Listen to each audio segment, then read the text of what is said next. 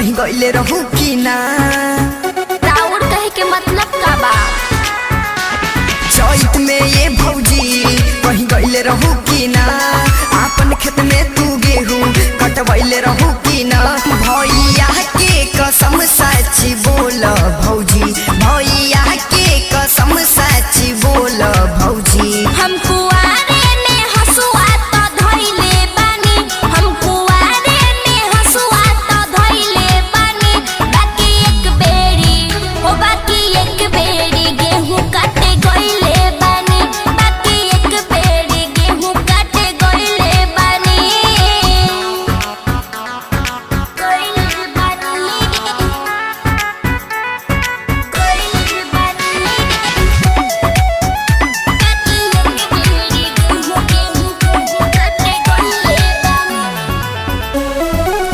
सुना देवर जी कर सवार जी, कर न जादे सवाल नो हो।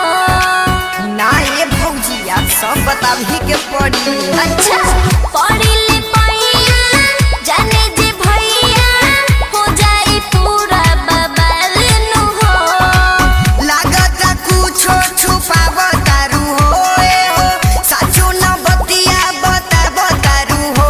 मनमा के तू भेद अपन खोल भौजी, मनमा के तू भेद अपन खोल भौजी। हम कुआरे में हसुआ तो धइले बानी, हम कुआरे में हसुआ तो धइले बानी। बाकी एक बेरी गेहूं काटे गइले बानी, बाकी एक बेरी गेहूं काटे गइले बानी। बुझला? गइले बानी, गइले बानी।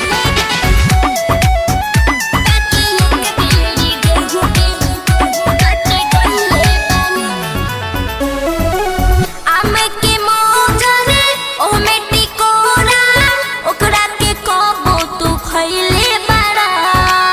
ना ये भौजी आप सब बताबही के पड़ी। तो सुनो गर्मिया छाव में नदी तालाब में कबो तू डुबकी लगइले बाड़ा।